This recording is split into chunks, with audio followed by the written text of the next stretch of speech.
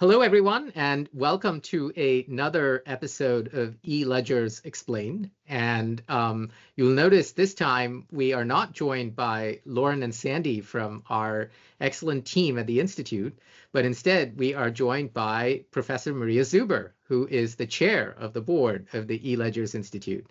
And this is a special edition of E-Ledgers Explained, and one that we hope you will very much enjoy, which is an opportunity to introduce you to Maria in both her role as one of the most distinguished scientists in America, but also as the leader of the E-Ledgers Institute. So for those of you who don't know Maria's background, she is, in addition to being our board chair, she is a professor at MIT. And she has served for many years as an editor at Science, the journal. She has also served on PCAST, the President's Council on Science and Technology in the White House. In fact, she was co-chair of PCAST in the Biden administration. And Maria has also served as the Vice President of Research at MIT. And as Vice President of Research, she's basically the principal officer in MIT overseeing that institution's research activities. And of course, both Bob and I have a deep fondness for MIT because we're both alums of MIT. So we are absolutely thrilled and delighted to welcome Maria Zuber to this special episode of E-Ledgers Explained. Welcome, Maria. Okay, happy to be here, Karthik. Thanks. Maria, I thought we could kick off by reflecting on what first got you interested in climate science. You're effectively a space scientist. And what got you interested in climate science, and why in this wide portfolio of really busy activities that you are engaged in, you have decided to help us as the chair of the E-Ledgers Institute? Okay, sure. Well, so my interest in climate actually derived from the fact that I grew up in coal country in eastern Pennsylvania, in anthracite country, and both my grandfathers were coal miners, and both of them died of black lung. And so this was very personal for me. So I'm a space scientist. I love space. I love to explore other planets, but I'm really interested in earth science as well. And I was the chair of MIT's Department of Earth, Atmospheric, and Planetary Sciences for about 8.5 years. And that department does everything from deep studies of the interior of the Earth to surface geology, geophysics, which is my field, ocean science, atmospheric science, and space science as well. And so it was really possible to interact with scientists and students who are in all of those areas. And we all existed quite well with each other and learned a lot from each other. And so, so was able to, learn a lot by just listening to a lot of talks and talking to people. And why choose us, the E-Ledgers Institute? You are on several corporate boards. You have such a deep portfolio of business and government activities. What brought you to the E-Ledgers Institute? Yeah, so at MIT, I was actually asked by our former president to put together MIT's first climate action plan, okay, which I was happy to do, and because I oversaw all research at MIT, there is every area of expertise that anybody would have, especially in a science and technology focused institution, and all these things are needed to address the climate problem, and some of these things that have to be done, they're really hard to do. It's just a really difficult task to decarbonize the global energy system, and and a lot of it has to do with changing people's behavior, which is even harder than the science and technology in a lot of ways. And so, so the idea of tracking emissions and finding out what's really being emitted, it's a daunting problem because it's the entire Earth, it's the whole supply chain, but it's a solvable problem in my view.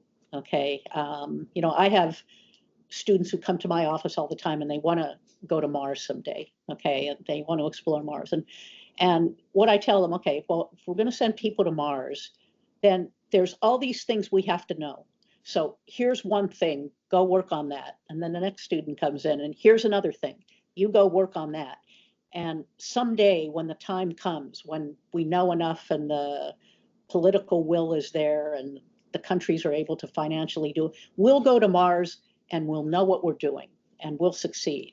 And so I really look at the whole idea of decarbonization in kind of a similar way.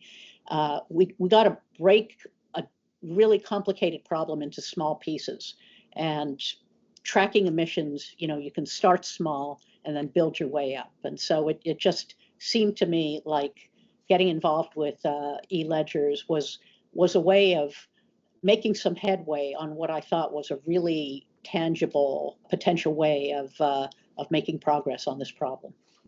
That's a fabulous story. I actually never heard that before, so I'm so delighted that you shared that.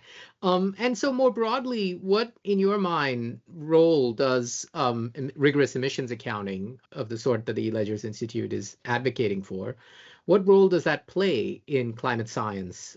Why should climate scientists care about emissions accounting? Yeah, well, if you can't count it, you don't know what's there. Okay, so if you're a scientist and you're trying to solve a problem, the first thing that you have to do is scope the problem and understand how big the problem is. Okay, so we have satellite measurements of emissions. More satellites are being launched, and so we're getting better spatial resolution on that. So that's good, but one needs to know where these emissions come from, okay? Because of supply chains, all of us are going to be a part of the climate solution. Like the decarbonization of the world energy system is not going to be solved unless everybody gets involved in it, okay? And so it means when you make selections, when you buy a pair of jeans, when you buy a car, there's the emissions that are associated with what you personally do, but then there are the emissions that are associated with every part of the supply chain. And I think most of us don't have a really good appreciation for that. And I think not all of us, but I think a lot of us would make choices, based on knowing what the supply chain looked like. And if there are companies that are making good decisions about trying to minimize emissions, people would that would be beneficial to the company. It would be a distinguishing factor for them in the marketplace, and it would be they would be doing it, maybe because they have a conscience and they care a lot about their show, but they could be doing it because it's just good for business. Okay, and so why scientists should care? Because if you want to solve the problem, you've got to scope the problem, which means you've got to know where all the emissions are, and e-ledgers is a way of doing that. That's really helpful. And, when Bob and I started this, we came at it very much from a bottom-up perspective. And we said, if you provide information in the hands of decision makers, whether it's people who are in corporate purchasing roles and corporate supply chains, or, investors, or even eventually the end consumers, they will start making better decisions. And that actually is a different way of looking at this problem than the traditional approach that many climate disclosure standards have taken, which is top down, which is sort of starting from the perspective of the entity and saying, well, we'll figure it all out for you, so that by the time you, the customer, or eventually the end consumer, get the product, we've solved every problem for you. But this top-down, bottom-up issue, is it something that we need to, how might we work to sort of communicate this better to both the scientific community, but to the world more broadly? Because it seems like there's a fundamental sort of mindset shift to the way it is we're trying to address the problem from the way it's hitherto been tackled. Yeah, well, there's I think globally, if we want to think globally now, in the United States and many parts of the world. So there's just been a backlash or a mistrust against institutions of all sorts, of governments, of companies, of universities, of and so the way to get around that, and there are some legitimate reasons behind that. Okay, but the way, how do we move on from there? Well, we provide information and put decision making down, at all levels. Like somebody may not trust what I say. I'm a person at a university that they don't know, but they're likely to trust people in their town who they do know, or colleagues who work at a company in their around where they live. And so I think that providing good information out there, okay, and actually a big part of that is distinguishing good information from misinformation or disinformation, is an important thing. And I think the fact that e-ledgers is it's accounting based, it uses principles of accounting, and it's auditable. Okay, the fact that it's auditable, I think really builds trust in there. So I think many people, although in the science community, may not know the details of financial accounting. I certainly don't know all the details of financial accounting, but I know that audits are, have been proven to be a successful way to understand that a company's books are in order. Okay, and so you don't necessarily, as an outsider, know all the details of what's going on in that company, but they've got to put out a financial report every year, and so you can see if they have a clean audit or if they don't. Okay, and that's going to provide you with some information about what you think about that company and how it's run. So I think it's really the same thing. It's collecting data, and assuring that the data is reliable, and that's something that's very important to scientists. Yeah. Bob. So if I could just build on that, Maria, one of my favorite quotes is from a 19th century British physicist, Lord Kelvin, who was connecting measurement and science. And he says, unless you can measure the phenomenon well, your knowledge of the phenomenon is of a very meager kind. And so it connects that good measurements are really a foundation for doing science and using science productively. But you talked a few minutes ago about how better measurements can inform consumer choice and the type of clothing we buy or the vehicles or appliances we buy. But a lot of our work, when we've touched on it already, is informing corporations that they can make better decisions if we provide them with this more accurate and verifiable information about the emissions they produce as well as what their suppliers are producing. But is that your experience in the companies that are coming to MIT and partnering with MIT, or the companies you're working with on boards or in your government service? Do you sense that if we could, the eLedgers Institute and our collaborators, provide better and more accurate, verifiable information about carbon content of the products and services they're purchasing, it will actually make a difference? Or is this just an idealized view that Karthik and I have? Yeah, no, Bob, that's a great question. So MIT works with a lot of companies. I think we probably have a greater fraction of our campus research that is supported by industry than certainly any other university in the United States, and probably beyond that as well. And the companies who come and work with MIT, if they need contract work done, they go someplace else. Okay, and they come to MIT because they want to look to the future. Okay, so they come to MIT for things that they don't know.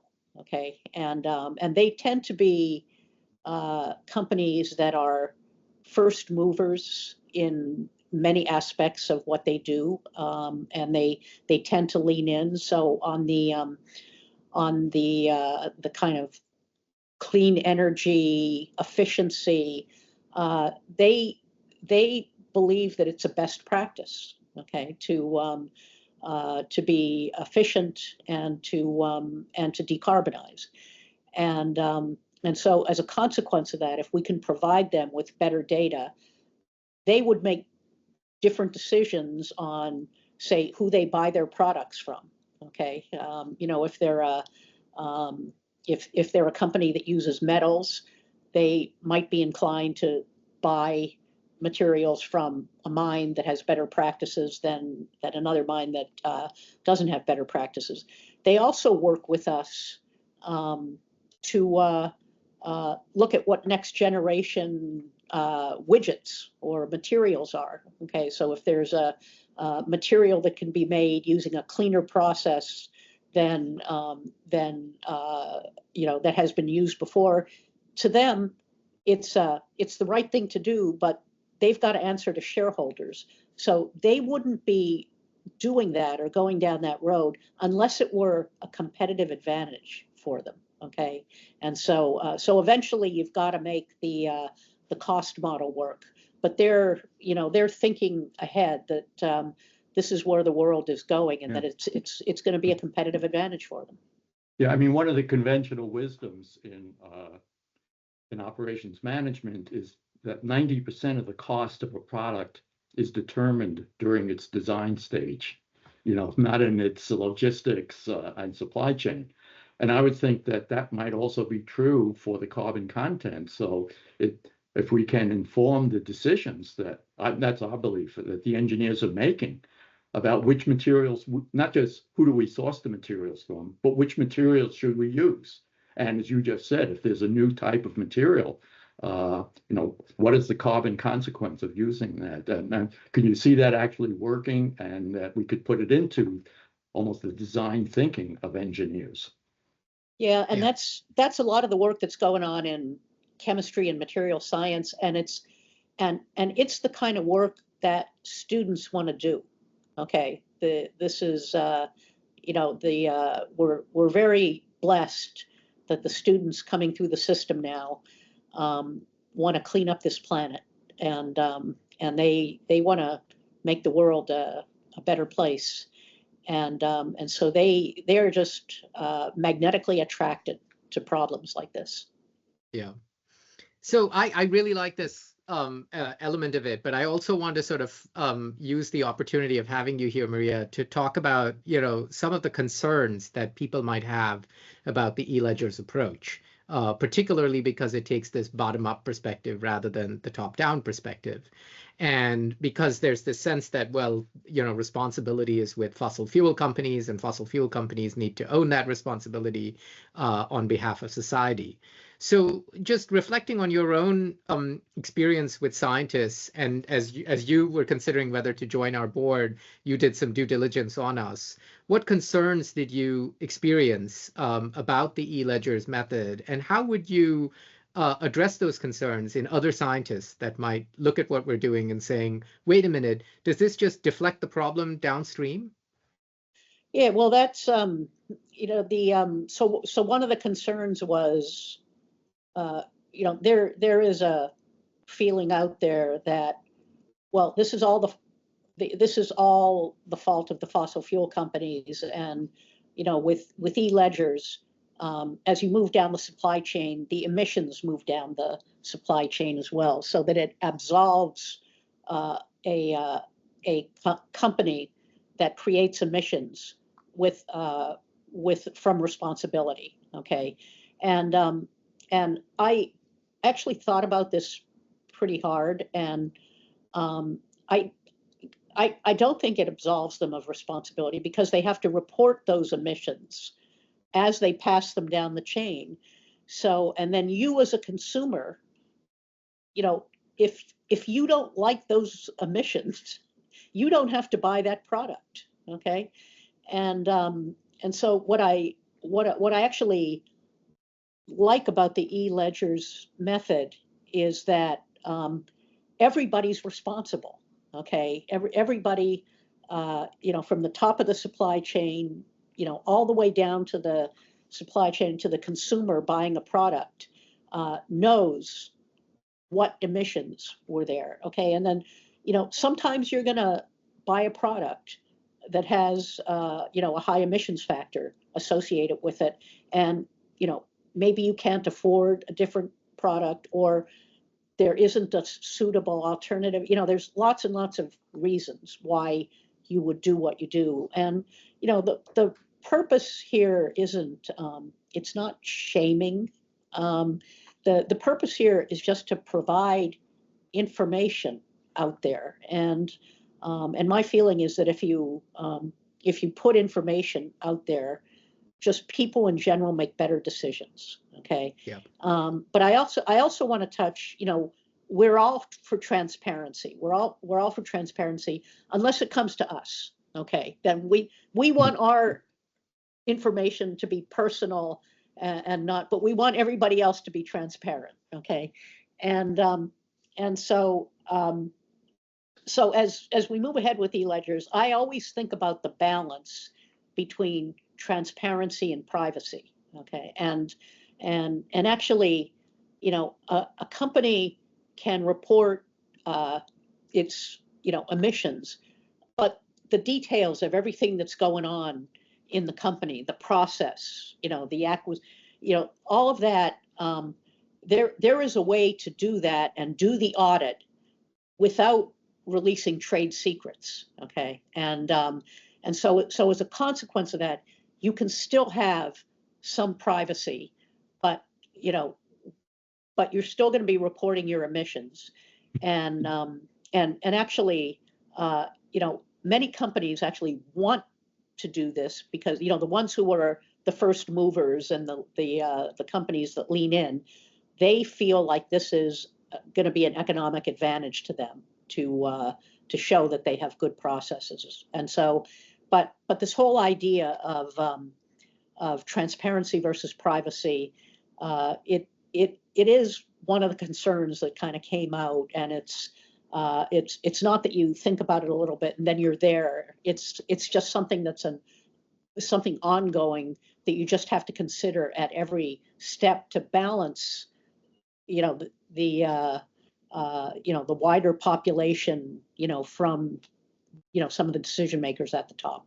Yeah. That's absolutely. But again, right. there is technology being developed at MIT, as well as Oxford and Harvard and Stanford, that enables the information to be passed accurately down a supply chain while still preserving some of that privacy. And that's right. And in fact, in our latest paper, which is also featured in one of these e-ledgers explained videos, Bob and I talk about how blockchains provide effectively the tool that allow you to basically, effectively have units of emissions currency travel through value chains, very complex value chains, so that, to Maria's point, you can, at the level of reasonable assurance, have a representationally faithful picture on the embedded emissions of the product or the associated entity. But at the same time, the entity gets to preserve its trade secrets.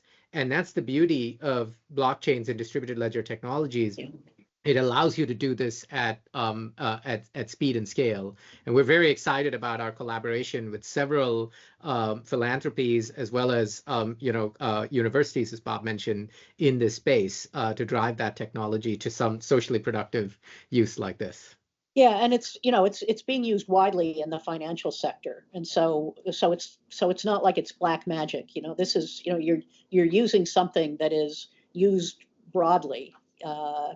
within the marketplace now. So That's right. It's tested.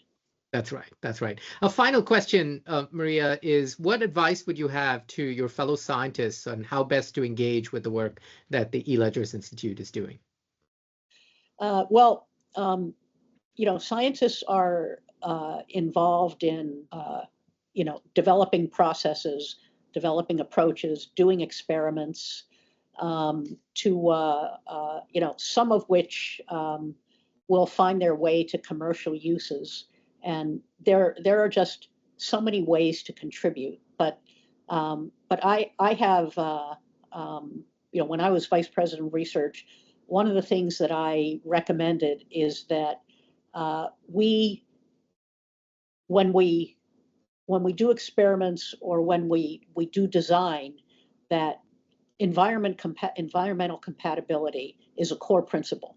Okay, that when we do something, we're always thinking about the environmental impact of what we do, just like we consider safety. Okay, when we design something, we consider safety. Okay, whether it's an experiment in the lab or it's a gadget, and so from that standpoint, think about things that are going to minimize emissions. But to do that, you kind of have to go to a database and see what's already there in terms of emissions. And so there are going to be, these programs exist. MIT has one called Sesame, but there are others that are actually in a position to be a large database for these for emissions, and they represent a starting point. And the nice thing about this is you can start small, and then you can just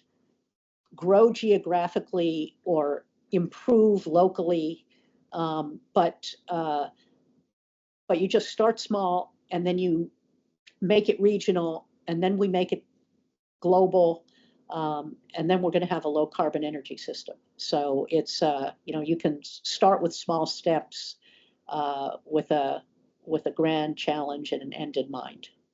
There we go. I like that. Maria, thank you so much for taking the time to engage with us. This was a fabulous sort of insight into how scientists might experience the eLedgers method. And for those of you who are curious about what we do, please reach out to us, and we're very keen to build new alliances and relationships. Thank you. Great. Thank you.